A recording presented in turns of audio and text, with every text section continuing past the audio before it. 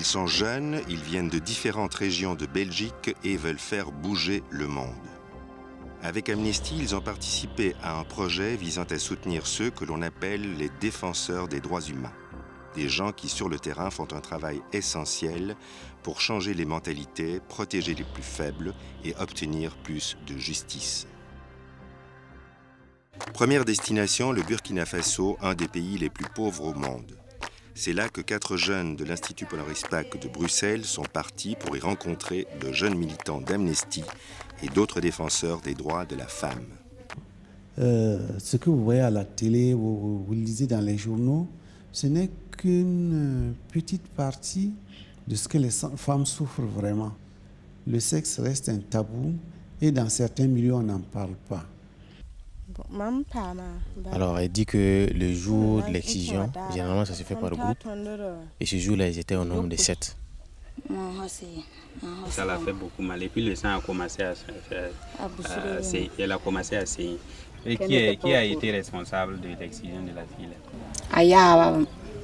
Sa grand-mère. Moi, j'aimerais savoir à quel âge vous avez commencé à pratiquer l'excision et si ça se transmet de mère en fille. Elle a reçu l'autorisation de pratiquer l'excision de sa grand-mère, la maman de sa maman, qui l'a filé donc la pratique. C'est un problème de culture.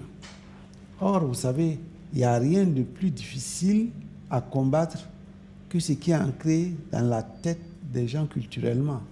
Vous comprenez? Ils sont plus forts que nous, c'est pour cela qu'ils nous battent tous les jours.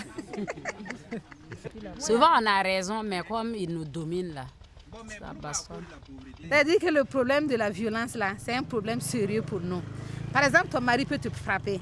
Bon, mais si tu te lèves, tu pars à l'action sociale ou bien au commissariat pour le convoquer, ça devient un problème.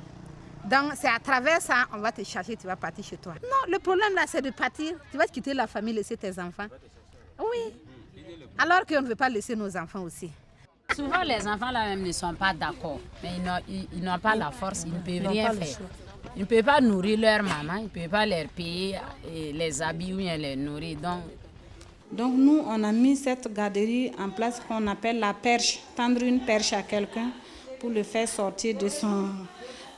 quand ils veulent se noyer et puis le faire sortir de son trou, quoi, comme on peut le dire. Donc en fait, c'est une source pour pouvoir scolariser ces enfants. La plupart n'ont pas aussi d'acte de naissance et ils sont immédiatement inscrits à la rentrée prochaine.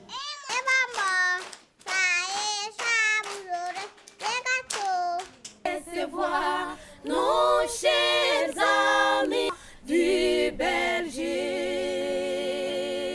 Nous avons appris que vous nous confirmez cette solidarité. Nous sommes heureux de recevoir nos chers amis. Venez, soyez les bienvenus. Ici chez nos Congo, nous vous accueillons en amis. Soyez les bienvenus. Que ça ne soit pas la dernière fois.